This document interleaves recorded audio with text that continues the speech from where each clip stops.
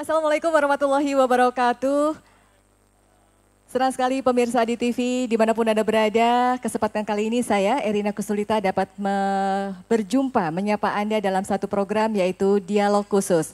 Dan tentunya di Dialog Khusus kali ini menjadi sangat spesial karena saat ini saya berada di Dinas Sosial Daerah Istimewa Yogyakarta. Luar biasa sekali, saya tidak sendirian, sudah hadir di atas panggung bersama dengan narasumber. Dan pastinya juga bersama dengan para hadirin yang saat ini telah bersama kami dan mengikuti seremonial dalam rangka Hari Kesetiakawanan Sosial Nasional. Ya baik, langsung saja saya akan perkenalkan narasumber yang sudah hadir di atas panggung tentunya dalam rangka memaknai nilai Hari Kesetiakawanan Sosial Nasional menuju Dinsos melayani merantasi di tengah pandemi. Di samping saya sudah ada Kanjeng Notonegoro. Assalamualaikum, selamat siang. Waalaikumsalam, selamat siang. Bagaimana kabar hari ini, Kanjeng? Baik, alhamdulillah. Baik ya. Ya. Tetap masih noto-noto ya? Tetap masih punya banyak PR yang ditoto ini ya. Iya. Ya, saya doakan mudah-mudahan suatu hari nanti benar-benar bisa Notonegoro ini ya. Kanjeng. Amin, amin. Baik.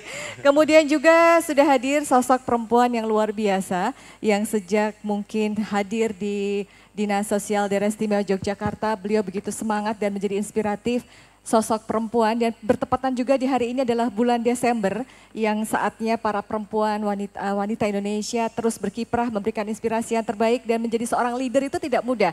Tapi sosok Ibu Endang Padmintarsih SHMSI berhasil ada menjadi panutan. Selamat siang Ibu. Selamat siang. Bagaimana kabar hari ini Ibu? Alhamdulillah baik. Senang sekali Sehat. bisa bersua dengan Ibu, luar Ya. biasa Ibu. Sama-sama. Tidak mudah ya Ibu ya, berdiri sampai saat ini. Tapi dapat support banyak dari Ya, teman-teman semua ya. pasti kita selalu bersama. Iya. Baik, terima kasih Ibu. Kita nanti akan ngobrol Bu Endang. Kemudian juga ada sejarawan, kalau dengan sosok yang satu ini saya yakin Anda pasti sudah cukup mengenal. Beliau adalah Kiai Haji Zazir. Assalamualaikum Ustadz. Waalaikumsalam warahmatullahi wabarakatuh. Iya baik, saya senang sekali bisa bersua kembali. Sehat ya Ustadz ya? Alhamdulillah. Iya, kali ini tidak memberikan tausiah tapi kita akan berbagi sejarah ya Ustadz ya. Insya Allah. Iya, karena sejarah itu menjadi bagian yang sangat penting sekali dan tidak boleh kita lupakan, begitu. Baik, pemirsa di TV dan juga Bapak Ibu hadirin yang ada bersama kami saat ini, memaknai nilai Hari Kesetiakawanan Sosial Nasional menuju Dinsos melayani dan merantasi di tengah pandemi tentunya menjadi satu kiprah yang menjadi sangat luar biasa. Mungkin sebelum kita ngobrol ke Kanjeng Noto, kita boleh ke Ibu dulu ya Kanjeng ya, ke Bu Endang. Ibu, ini kondisi tahun 2020 menjadi sesuatu yang sangat spesial karena kita semua tidak ada yang terkecuali di muka bumi ini sama, merasakan hal yang sama di pandemi COVID-19 ini. Nah bagaimana kiprah Dinsos Ibu dengan adanya semboyan yang baru ya, melayani dan merantasi ini seperti apa Ibu? Ya. Jadi kita ketahui bersama bahwa kenapa Dinas Sosial dengan slogannya melayani merantasi. Bagaimana dengan kesetiakawanan sosial, nilai-nilai yang sudah ada, yang sudah seharusnya sudah tumbuh dan harus dipertahankan dalam generasi milenial ini yang sekarang kalau kita jujur semakin hilang gitu. Maka bagaimana nilai-nilai kesetiakawanan sosial ini, rasa gotong royong, rasa peduli, rasa ingin menolong, rasa kebersamaan ini harus. Apalagi sekarang di masa pandemi, ini tantangan dinas sosial. Karena dinas sosial yang menjadi tusinya adalah pelayanan kepada masyarakat yang membutuhkan bantuan, perlindungan, dan rehabilitasi sosial. Maka di pandemi ini tantangan dinas sosial. Dengan pandemi kita dengan protokol kesehatan yang ketat, tapi kita tidak boleh berhenti melayani. Maka bagaimana dengan kita harus melayani di pandemi ini, tapi kita juga harus sehat. Maka ini yang harus kita tanamkan ke jiwa kita, khususnya kami yang di dinas sosial bersama pilar-pilar sosial, ini ada hadir potensi sumber kesejahteraan sosial, teman-teman kami selaku kepanjangan tangan dinas sosial di wilayah. Kemudian juga ada Bapak Ibu Kepala Dinas Sosial Kabupaten Kota, ini yang juga bersama Dinas Sosial Provinsi dalam pelayanan kesejahteraan sosial, maka nilai-nilai kesetiakawanan sosial ini harus kita gelorakan lagi. Harus kita pertahankan ke diri kita masing-masing lagi. Agar bagaimana penanganan pelayanan masalah kesejahteraan sosial ini lebih maksimal. Jadi bagaimana melayani merantasi, ini kata kuncinya melayani ini adalah menolong. Tapi menolong ini bukan berarti membuat orang malas. Tapi bagaimana menolong ini kita mengedukasi, juga bagaimana kita melakukan pemberdayaan. Maka agar mereka kita tolong untuk kemandirian. Nah ini tugas Dinas Sosial, bagaimana untuk kita juga melakukan perlindungan dan jaminan sosial, kita juga melakukan pemberdayaan sosial, dan nilai-nilai kesetiakawanan sosial ini yang menjadi modal sosial Dinas Sosial dalam pelayanan masalah kesejahteraan sosial. Luar biasa. Jadi Pastinya ada sebuah melayani merantasi Oke. ini adalah menolong dan sampai menyelesaikan. Menolong gitu. sampai Tidak ada koma menyelesaikan. ini. Tidak ada koma ya, tidak ada koma koma. aja. Baik, semua langsung titik ya. Baik Ibu. Nah, karena kita di sini daerah istimewa Yogyakarta itu sangat istimewa ya Ibu ya. Istimewa budayanya, istimewa juga orangnya Ya, gitu ya. Dan ya. juga pastinya kita juga sudah hadir di tengah-tengah kita ini dari Keraton Ngayogyakarta. Pastinya juga akan ingin berbagi sejauh mana sih peran Keraton sebenarnya di Hari Kesetiakawanan Nasional. Sebelum nanti mungkin Pak Zazir akan berbicara juga karena banyak sekali orang mungkin tidak mengenal sejarahnya gitu ya. Orang hanya tahu oh tanggal 20 Desember itu Hari Kesetiakawanan Sosial Nasional gitu ya. Jok ngopo gitu ya. Nah padahal di sini ada peran-peran penting, strategis juga. Monggo Kanjeng Noto, seperti apa sebenarnya sejauh ini peran Keraton? Iya, terima kasih. Jadi saya sangat mengapresiasi apa yang disampaikan oleh Bu Endang tadi, karena di masa pandemi ini itu justru kesetiakawanan ini harus kita tingkatkan gitu. Jadi jangan sampai yang terjadi itu yang sebaliknya. Karena kita sedang di Rudung Malang, ini kan tadi sudah disampaikan oleh mbaknya ini bahwa ini di seluruh dunia terkena gitu. Jadi jangan sampai malah sebaliknya karena kita sedang ditimpa pandemi seperti ini, terus malah egoisme yang muncul. Ini yang sangat saya cemaskan. Sebetulnya ada indikasi-indikasi seperti itu ya, karena dengan alasan untuk menjaga protokol dan sebagainya, kampung-kampung ditutup gitu kan, orang mau lewat nggak boleh dan sebagainya seperti itu kan menggerogoti yang namanya kesetiakawanan nasional begitu. Jadi ini sebenarnya ada nilai yang diwariskan oleh nenek moyang kita. Sejak pertama negara Ngayogyakarta ini terbentuk pada waktu itu sebelum kita masuk ke Republik gitu. Itu kan Pangeran Mangkubumi pada waktu itu mendirikan Ngayogyakarta, Kasultanan Ngayogyakarta Hadiningrat ini kan melalui sebuah perjuangan yang cukup panjang. Pasukannya ada dari mana-mana, dari Jawa Timur bahkan dari Telatah Kedu, Bagelen itu dari berbagai macam pasukan begitu. Nah, perjuangan itu otomatis kita bayangkan pada saat itu rasa setia kawannya itu luar biasa. Luar biasa karena pasukan itu kalau tidak solid tidak mungkin bisa menang. Nanti Ustadz Zazir kalau cerita ngendiko masalah sejarah nanti bisa lebih ini lagi. Jadi semangat kesetiakawanan inilah yang kemudian mendasari berdirinya negari Ngayogyakarta Hadiningrat pada waktu itu. Ini harusnya tercermin pada kita, warga Yogyakarta. Gitu ya. Harusnya kita ini bisa mencontohkan bagaimana di Yogyakarta itu ada yang namanya gotong royong, ada yang namanya tepos liro, ada yang seperti itu adalah nilai-nilai yang menurut saya ini agak tergerus. Tergerus dengan kemajuan zaman, di mana dengan adanya kemajuan zaman itu kita terekspos dengan budaya-budaya dari seluruh dunia, yang mana budaya-budaya tersebut mempunyai nilai yang mungkin tidak sama. Gitu.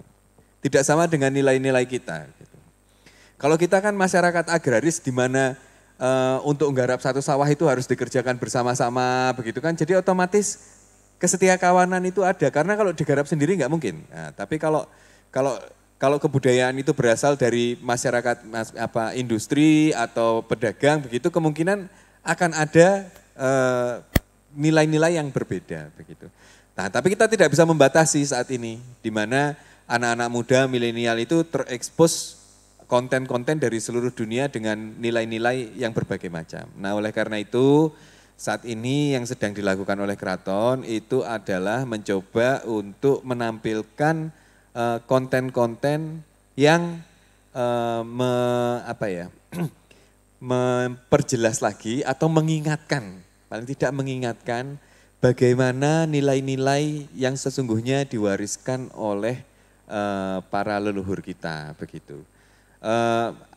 Contohnya mungkin kami sempat menampilkan beberapa tarian begitu ya. Tarian itu jangan dilihat sebagai tarian dan gerakan dan pola lantai saja, itu di dalam tarian itu ada maknanya begitu.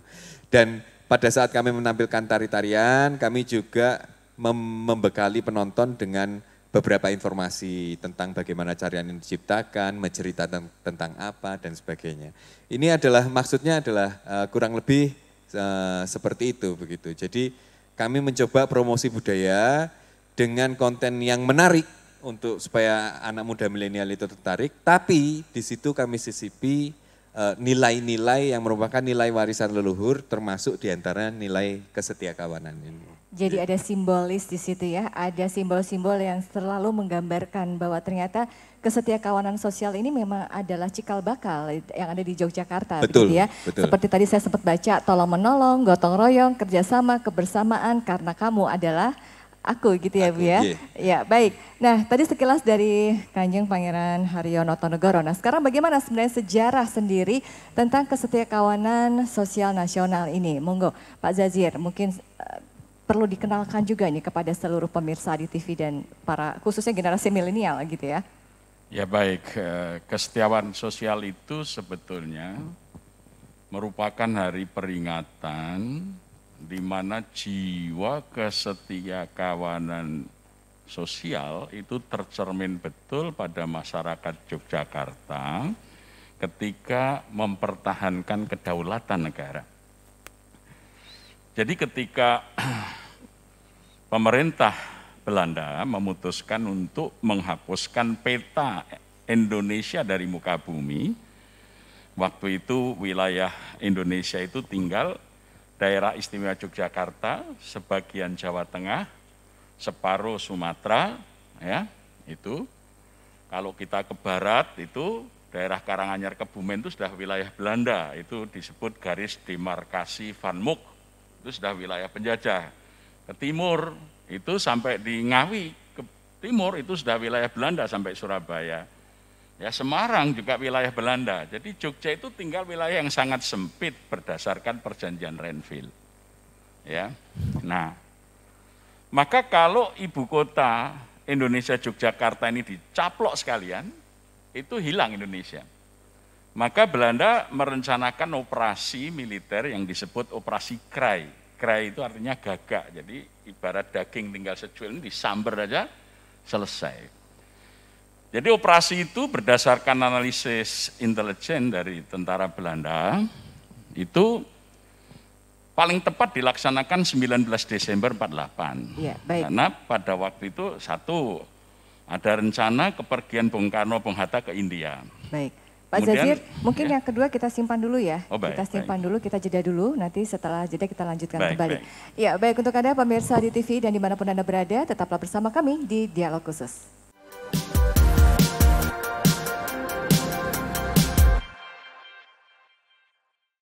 Baiklah pemirsa, terima kasih Anda masih bersama kami pastinya di Dialog Khusus kerjasama Adi TV dengan Dinas Sosial Daerah Istimewa Yogyakarta. Hari ini sangat spesial sekali karena kami berbincang tentang bagaimana memaknai nilai Hari Kesetiakawanan Sosial Nasional menuju Dinsos melayani merantasi di tengah pandemi. Sudah ada Ibu Endang, kemudian Pak Zazir dan juga Kanjeng Pangeran Haryonotonegoro yang akan berbagi dan sekaligus mencerahkan kepada kita semuanya. Mudah-mudahan ini menjadi satu momen untuk menggerakkan hati kita juga untuk terus peduli gitu ya, karena ternyata menegakkan kepedulian itu tidak mudah ya, Kanjeng dan juga Ibu ya, karena di tengah pandemi ini ada yang merasa dirinya egois, biar lebih aman gitu kan, kalau mau dibantu ya udah deh lewat yang lain aja gitu ya. Nah ini kembali lagi ke sejarah, tadi mungkin kita bisa menuntaskan sedikit Pak Jazir, kalau mungkin banyak orang taunya Hari Kesetiakawanan Sosial Nasional tuh ya udah hari saling membantu gitu ya, tapi ternyata ada cerita di balik itu. Mungkin bisa dilanjutkan Ya, sedikit. juga pada waktu itu Panglima Besar Jenderal Sudirman baru 3 minggu tidak bisa bangun karena diambil separuh paru-parunya. Ya. Jadi operasi karena beliau kena TBC yang berat. Dan ada rencana Tentara Nasional Indonesia ada latihan perang. Jadi sehingga nanti kalau ada suara tembakan rakyat itu mengira itu latihan perang. Jadi betul jam 3 pagi Mayor Jenderal Simon Spur itu dari Andir, Bandung sana, sudah mengatur penyerangan yang sangat cepat dengan menurunkan KST, Korps Specialit Truppen, kalau sekarang Kopassus ya, itu pasukan khususnya, baret merahnya Belanda, kemudian dari arah utara, dari Magelang, itu Brigade Infanteri Anjing Nikah namanya, kemudian dari lapangan Banteng Semarang, itu Tentara Angkatan Udara Belanda dari Juanda, ya, kemudian dari Kalijati, jadi 135 pesawat tempur itu ditujukan untuk menggempur Yogyakarta, dan pada saat itu satu kapal perang perusak itu sudah Lego Jangkar di Parangkusumo, jadi Jogja sudah dikepung sangat ketat.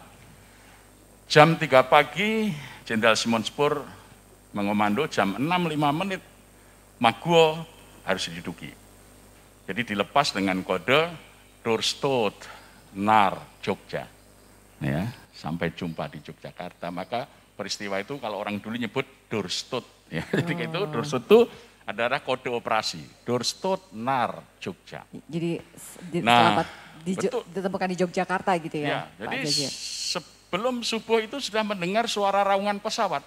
Itu wartawan-wartawan yang baru makan gudeg Yusium di Wijilan, itu loh.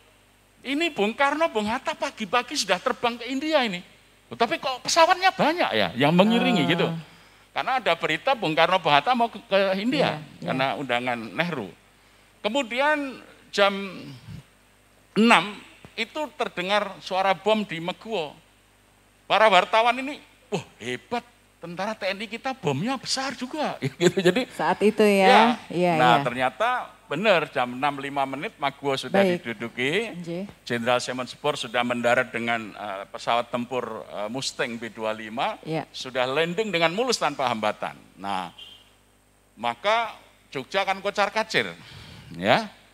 Bung Karno, Bung Hatta yang ada di Istana Negara, Gedung Agung, itu juga tanpa persiapan. Bung Hatta waktu itu malah masih berada di Kaliurang, ya. Kemudian Jenderal Sudirman mendapat laporan Maguwo diserang, beliau yang 3 minggu tidak bisa bangun, karena negara dalam bahaya, beliau sebagai Panglima, beliau bangkit, ambil jaket, ya mantel tentara, kemudian pakai blangkon dengan ini yang panjang, warna hitam seperti patungnya dibuat di DPRD, beliau ke Gedung Agung, minta Bung Karno memimpin perang melawan Belanda sebagaimana pidato-pidato beliau dipertahankan sampai titik darah Bang Herbisan. Bung Karno mengatakan waktu itu, Dimas, tempatku bukan di tempatmu, tempatmu bukan di tempatku. Aku ini orang politik. Kalau tentara berdarah lihat aku paling ditangkap, diinternir, dipenjara, dibuang.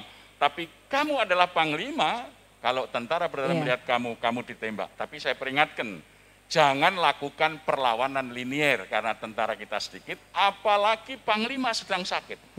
Pak Dirman menggebrak meja. Tidak, Sudirman boleh sakit, Panglima tidak pernah sakit. Oleh karena itu rakyat Jogja maut-maut lari ke luar kota kemana, ternyata luar biasa orang-orang desa menerima orang kota, para pengungsi yang tidak kenal ini dengan seperti keluarga sendiri, diberi tempat tinggal, diberi perlindungan, diberi makan. Nah itulah tanggal 20 itu terlihat luar biasa kesibukan seluruh orang Jogja ini, tolong menolong, bau membau, tidak kenal siapa yang ditolong, mereka bantu sebagai sesama bangsa karena sama tanggung jawabnya mempertahankan kedaulatan. Maka itulah kemudian dijadikan titik awal untuk selalu membangkitkan jiwa kesetiakawanan sosial.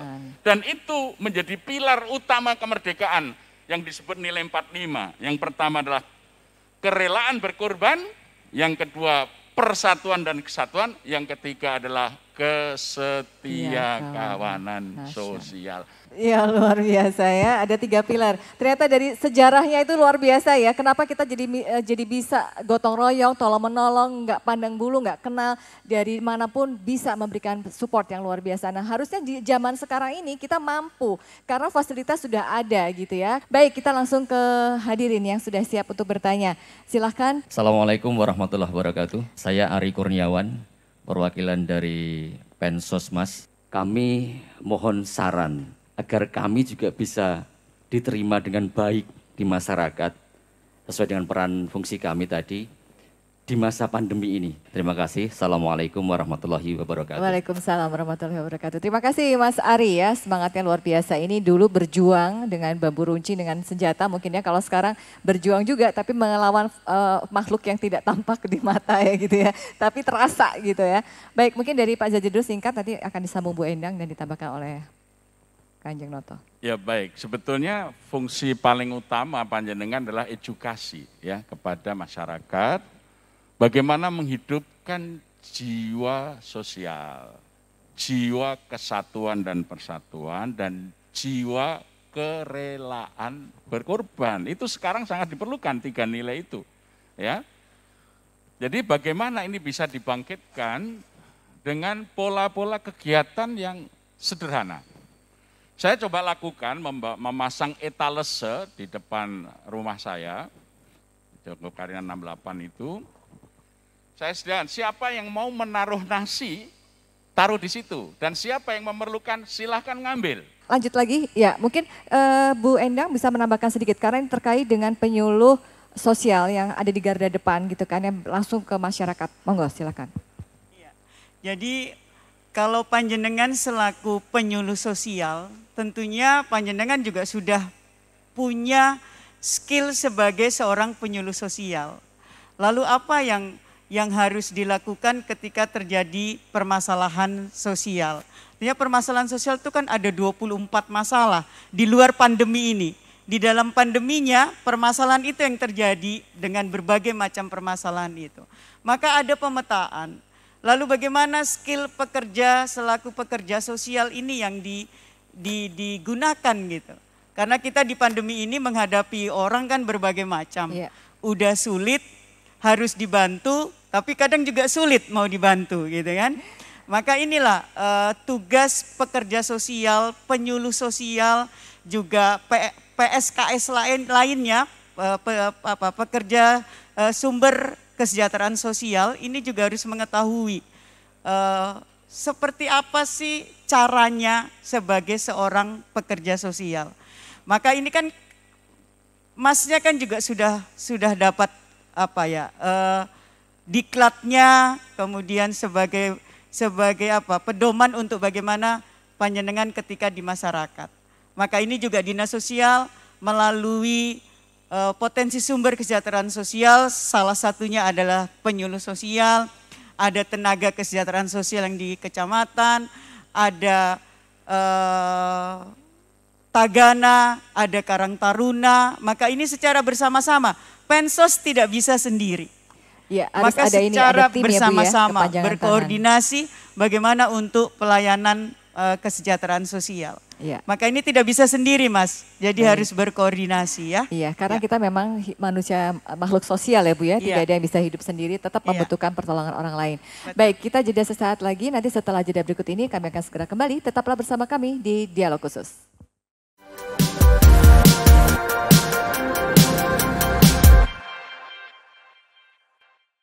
Baik pemirsa di TV, terima kasih Anda masih setia bersama kami tentunya dalam satu program Dialog Khusus. Dan kali ini kerjasama di TV dengan Dinas Sosial Daerah Istimewa Yogyakarta.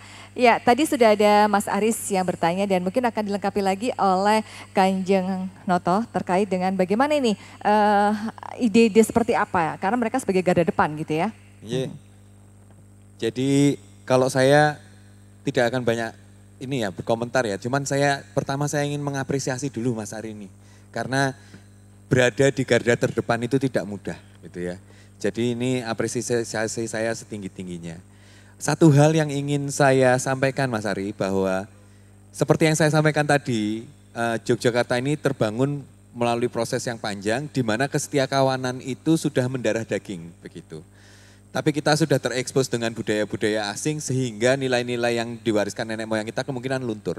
Tapi ini sesungguhnya adalah suatu modal sosial yang luar biasa.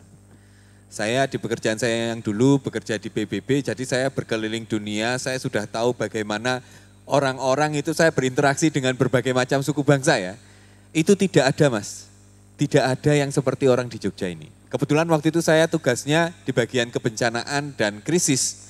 Jadi saya melihat bagaimana perilaku orang pada saat menghadapi krisis. Itu memang sangat penting, orang itu kelihatan aslinya seperti apa itu pada saat krisis begitu ya. Itu tidak ada yang seperti di Jogja ini. Jadi Jogja ini modalnya kuat. Saya mengalami sendiri tahun 2006 gempa itu kita turun ke lapangan melihat kondisi. Nah, kita nilai orang niatnya mau membantu aja, orang yang sedang tertimpa kesusahan itu masih menyempatkan diri untuk nyugati. Bikin teh itu tidak ada Mas di tempat lain. Maaf, di tempat lain tidak ada. Jadi ini adalah suatu modal yang perlu diperhatikan oleh Mas Ari. Perhatikan rosone orang-orang ini seperti apa, itu yang kita pupuk.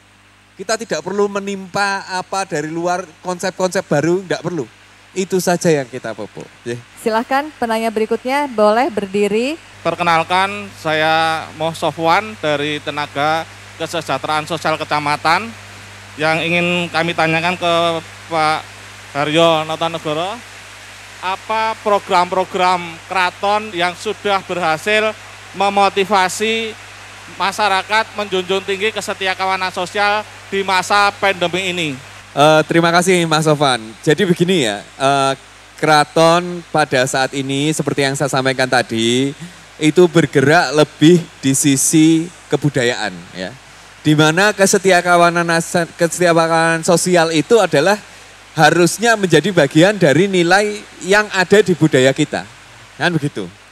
Jadi kalau pertanyaannya keraton menggunakan program apa itu, kalau misalnya ekspektasinya seperti dinas-dinas atau lembaga-lembaga sosial itu agak tidak tepat karena kami adalah lembaga budaya kan seperti itu.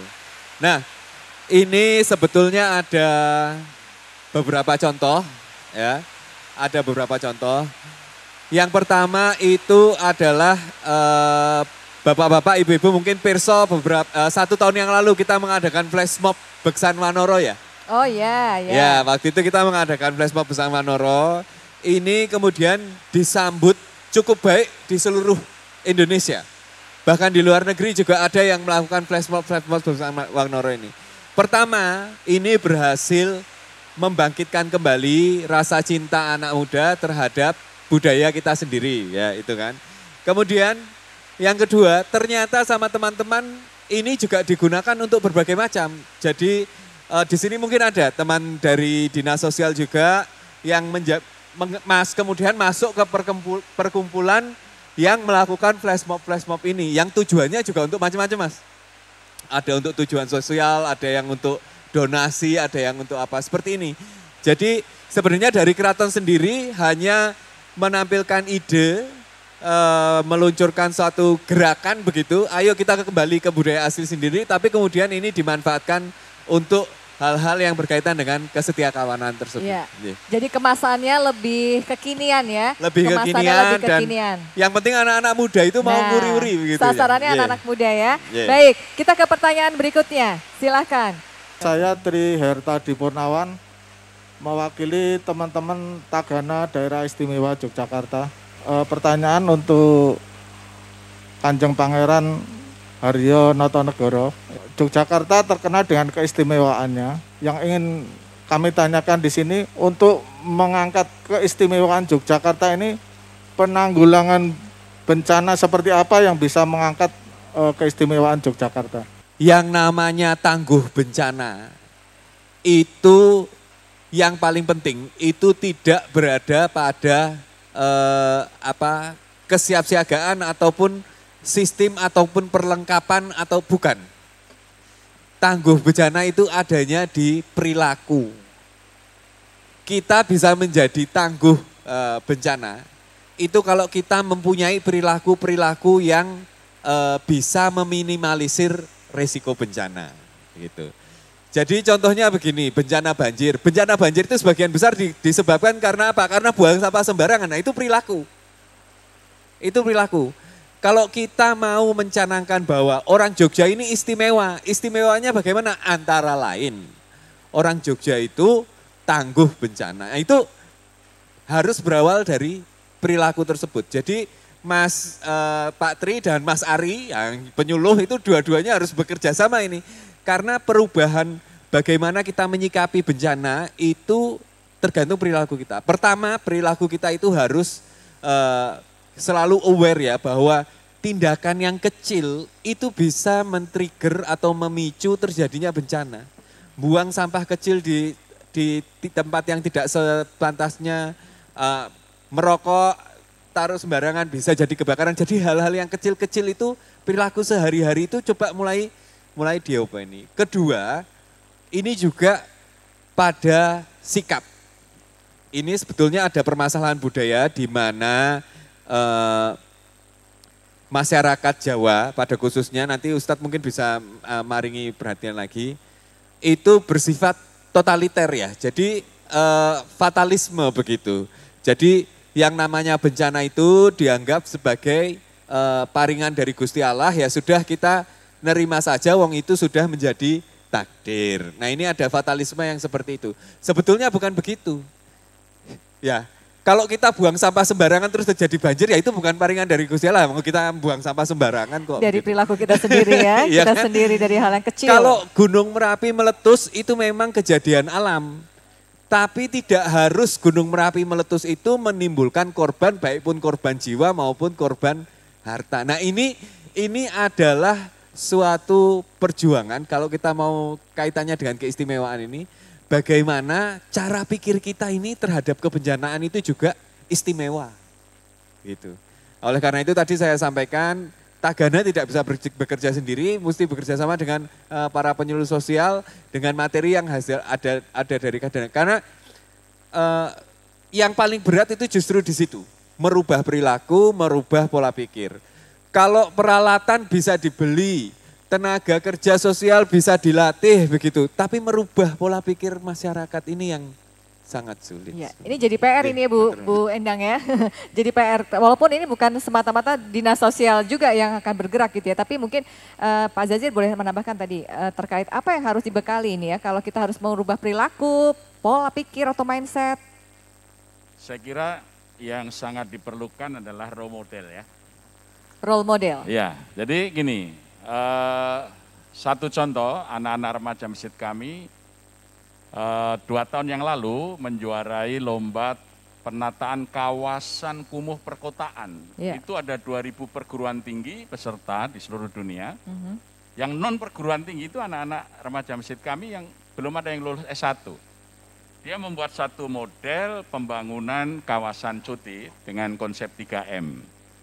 Mundur, munggah, madep kali. Jadi bagaimana merubah, jadi bagaimana rumah-rumah di sepanjang Kali Cuti itu mundur dari sempadan sungai sedikit, kemudian rumahnya dibangun panggung, ini munggah.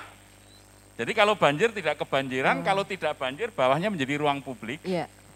Kemudian rumah-rumah pinggir sungai dihadapkan ke sungai. Jadi nek ono ngarep gua sampah, mohon maaf mau buang air malu karena terlihat dari rumah orang yang di pinggir sungai. Otomatis sungainya nanti akan terjaga bersih. Dan ini menjadi juara dunia loh. Luar biasa. Di Kita kasih tepuk tangan loh, luar biasa. Jadi, ini 3M loh ini ya. Jadi mundur, munggah, madep kali. Mundur, munggah, madep kali. Jadi kalau orang mau buang sampah, diloke dari atas rumah.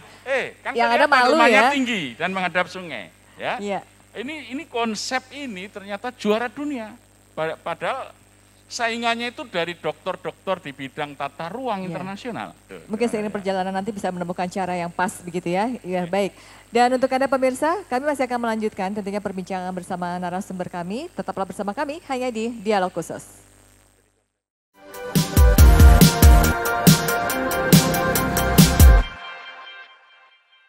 Baiklah pemirsa, terima kasih Anda masih bersama kami tentunya di Dialog Khusus kerjasama Adi TV dengan Dinas Sosial Daerah Istimewa Yogyakarta. Kami masih mengupas tentang bagaimana memaknai nilai Hari Kesetiakawanan Sosial Nasional menuju Dinsos melayani merantasi di tengah pandemi ini. Dan masih ada Pak Zazir, kemudian masih ada Kanjeng Pangeran Haryono Tonegoro dan juga masih ada Ibu Endang Patmintarsi. Bu Endang, boleh nih Bu Endang. Karena memang ini menjadi satu tonggak ya di 20 Desember ini dan tadi sudah banyak cerita dari Kanjeng Pangeran Haryo dan kemudian juga dari Pak Zazir bagaimana sejarah, bagaimana peran. Nah sekarang ini ada beberapa catatan, tangguh bencana, perilaku, pola pikir begitu ya dan ini merupakan cikal bakal daerah istimewa Yogyakarta yang istimewa memang sudah ada terbentuk kesetiakawanan. Nah mungkin di tengah pandemi ini hal-hal apa saja yang harus masih jadi PR yang perlu support oleh masyarakat. Nah ini mumpung masih ada di Adi TV di Dialog Khusus, mungkin bisa diajak dihimbau juga untuk para pemirsa. Jadi dalam masa pandemi ini kita bagaimana untuk penanganan bencana Merapi sudah menggeliat, artinya kita juga sudah harus siap semuanya. Maka Dinas Sosial juga dalam hal ini dengan berbagai kegiatan kami punya potensi sumber kesejahteraan sosial, ada Tagana, ada Karang Taruna, ada penyuluh sosial, ada petugas sosial kecamatan, ada pendamping. Jadi ini kita bergerak bersama bagaimana memitigasi bencana. Kita sudah pemetaan, persiapan, jadi apa yang kita lakukan ketika bencana belum terjadi kita sudah persiapan. Sudah siap sudah ya? Siap. Jadi kita juga ada edukasi ke masyarakat, maka Dinas Sosial ini dengan nilai-nilai kesetiakawanan sosialnya, bagaimana dalam pelayanan ke masyarakat, kita ada edukasi, persuasi juga kita lakukan, maka bagaimana mengedukasi masyarakat, merubah perilaku, merubah mindset, bagaimana. Nah ini tugas kami memang, dan ini sudah kita lakukan. Dengan kegiatan kita ada penyuluhan sosial, melalui alat peraga karena kita mengedukasi masyarakat itu tidak, kalau kita pidato ceramah itu kan pasti berbeda banyak ya? yang tidak mendengar, mungkin jenuh gitu ya. Tapi bagaimana dengan alat peraga melalui mungkin wayang cakro, wayang kulit gitu. Maka ini melalui media-media sekali lagi yang tadi Kanjeng Noto sampaikan melalui budaya. Budaya orang Jogja itu yang mudah untuk supaya nangkepnya, yang mudah untuk diajak itu caranya bagaimana? Nah ini yang Dinas Sosial lakukan. Jadi lewat alat peraga, wayang cakro, lewat restorasi sosial ini kita dialog, bukan kita yang ngomong saja, tapi bagaimana dari masyarakat yang menyampaikan kebutuhannya, menyampaikan masalahnya, lalu bagaimana pemerintah hadir, kan begitu. Nah ini yang kita lakukan, maka ini melalui penyuluhan sosial, kemudian juga melalui kita edukasi bencana ini kita edukasi ke desa-desa, kemudian juga ke sekolah-sekolah, kita dengan kegiatan namanya Tagana Go School. Nah nanti bersama Kanjeng Noto, karena Kanjeng Noto sudah bersama kami ya. Dinas Sosial, maka nanti ini harus lebih semangat lagi, karena beliau juga harapan kami ini sebagai penyemangat kami, bagaimana untuk kita penanganan bencana, juga beliau juga sangat-sangat respon sekali dengan juga kemanusiaan, masalah kemanusiaan. Dan ini ada di Dinas Sosial gitu ada semuanya. Di Dinas Sosial ya. Kita ada 24 PMKS, Mbak, penyandang masalah kesejahteraan sosial. Berbicara masalah anak sudah 7 klaster sendiri. Ada ya. Ya, berbicara wanita rawan sosial sudah juga ada. Ya, kemudian kita berbicara penyandang disabilitas, berbicara kemiskinan, semua sudah di situ adanya. Karena kalau kita bicara tentang dinas sosial itu, ya tadi ada kemiskinan, keterpencilan, kemudian ada juga keterlantaran, gitu ya. Itu pastinya ada ranah-ranah tersendiri. Nah, mungkin di momen tanggal Hari Kesetiakawanan Sosial Nasional ini menjadi satu penggerak begitu ya, atau mengingatkan juga kepada kita semuanya untuk. Maka kenapa kita selalu menggelorakan nilai-nilai kesetiakawanan sosial? dengan kita membuat slogan semangat dinas sosial dengan melayani merantasi itu. Supaya kita itu menolong, tapi tidak hanya sekedar menolong. Tapi bagaimana tadi yang Kanjeng Noto sampaikan, menolong dengan cara kita itu yang seperti apa. Ini yang mungkin di daerah lain tidak ada. Adanya di daerah istimewa Yogyakarta karena istimewa ya kan. Istimewa, kita orang Jogja tentunya berbeda dong dengan yang lain kan begitu. Iya, mudah-mudahan ini yang kita tumbuhkan jadi trendsetter, selalu. jadi apa ya? Jadi penganut ya, jadi pencontoh gitu pilot project untuk provinsi lainnya juga. Bagaimana kita bisa menumbuhkan kesetiakawanan sosial nasional ini dari akar sampai dari atas begitu ya. Ya, jadi nah kan slogan kami ini juga sudah ditiru oleh provinsi lain, Mbak. Oh iya. Kami buatnya 2 bulan, provinsi lain buatnya sejam. Wah ya Allah. Datang ke Jogja, ke dinas sosial, beliau apa ini Bu Endang? Kok melayani merantasi slogannya dinas sosial. Saya jelaskan rohnya kan, dengan nilai-nilai kesetiakawanan sosial. Ibu, pastinya yang launching duluan malah Jawa Timur. Oh begitu, nggak apa-apa Bu, tapi kan tetap akarnya di sini gitu ya. Iya. Kami juga tidak apa-apa, yang baik ditirukan kita juga malah senang ya. Betul, baik. Mudah-mudahan menjadi virus yang menyebar gitu ya, seluruh Indonesia melayani merantasi. Jadi bahasa Jawanya bisa kemana-mana ya ini merantasinya itu ya. Ya, Ibu kalau bicara tentang Hari Kesetiakawanan Sosial Nasional, pasti ada prinsip-prinsip dari oleh untuk, kemudian ada tridaya atau mungkin berkelanjutan. Nah, bagaimana bisa berkelanjutan ini supaya tidak stuck hanya karena bencana atau karena pandemi. Ya kita berharap pandemi ini segera berakhir ya Ibu. Mungkin seperti apa itu? Ya, kita kan punya kegiatan atau kita punya tusi bagaimana dinas sosial itu mempunyai tusi dengan perlindungan, jaminan sosial, rehabilitasi sosial dan pemberdayaan sosial. Dinas sosial mempunyai 6 balai untuk di pelayanan sosial dengan berbagai macam permasalahan sosial yang ada di balai. Maka bagaimana kita di dinas sosial ini bersinergis untuk penanganan pelayanan sosial itu. Ada 6 balai, ada 4 bidang, ada 1 sekretariat sebagai yang mengolah perencanaan, mengolah keuangan, dan untuk program kegiatan. Maka ini bersinergis. Kemudian juga bersinergis program-program dengan program pusat, program nasional, program prioritas. Maka masalah kemiskinan masih menjadi masalah nasional dan prioritas nasional. Dan daerah istimewa Yogyakarta menarik. Angka kemiskinannya di atas rata-rata nasional. Nah ini juga tantangan kita. Ini tantangan ini ya? Tantangan. Benar nggak sih masyarakat Jogja itu miskin? Kan begitu. Nah ini juga artinya yang PR kita pemerintah daerah untuk bagaimana pelayanan dalam masyarakat ini lebih nanti kita optimalkan lagi. Dan dinas sosial juga tidak bisa sendiri, tentunya bersama-sama dengan OPD yang lain. Bersinergi ya Ibu ya, baik. Mungkin Kanjeng boleh, Pak Zazir mau menambahkan? Boleh. Silakan. Jadi, mungkin pinjam, boleh ya silakan. Jadi kalau DIY ini kemiskinan angka rata-ratanya tinggi. Itu jangan dianggap bahwa orang Jogja tidak bisa bangkit dari kemiskinan. Ini pengalaman saya di masjid ya.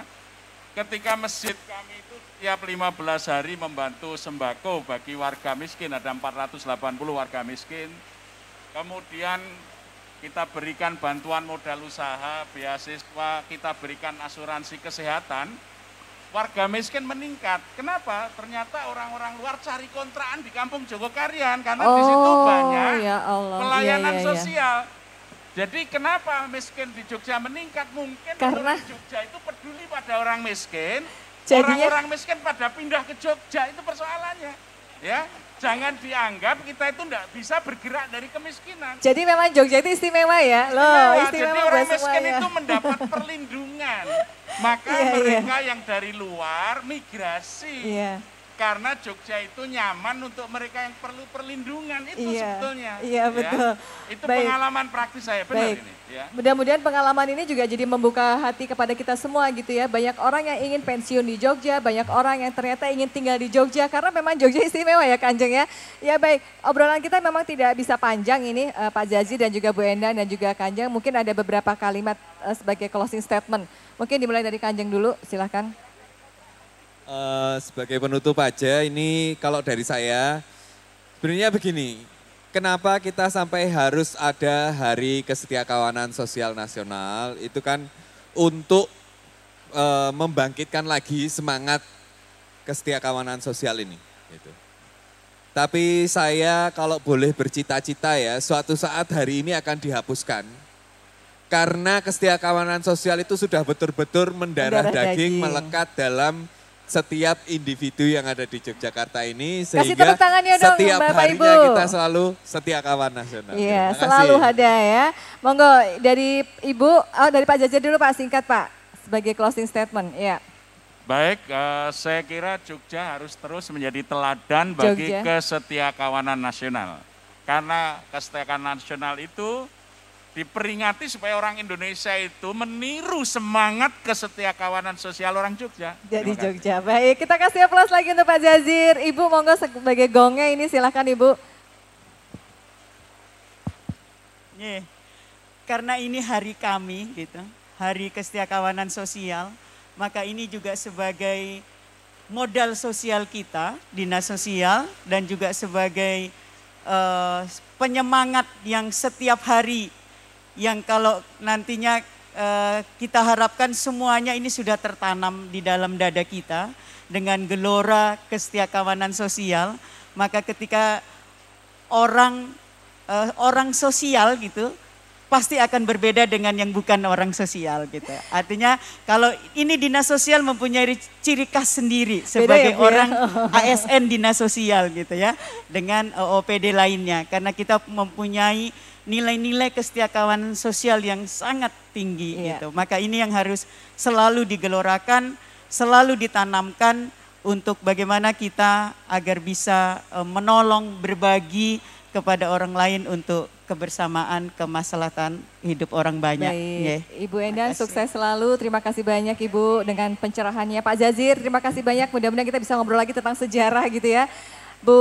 Pak Kanjeng Haryo, terima kasih juga. Dan juga untuk Anda pemirsa di TV dan juga yang hadir di Dinas Sosial Daerah Istimewa Yogyakarta, terima kasih banyak. Yang jelas memaknai nilai Hari Kesetiakawanan Sosial Nasional bukan hanya masalah kita bergerak dan bekerja, memberikan bantuan, tetapi bagaimana kita bisa merubah mindset atau pola pikir dan juga menciptakan perilaku. Itu yang paling utama. Baiklah, saya Erina Kusulita beserta seluruh kerabat yang bertugas mengucapkan terima kasih dan juga terima kasih kepada Dinas Sosial Daerah Istimewa Yogyakarta.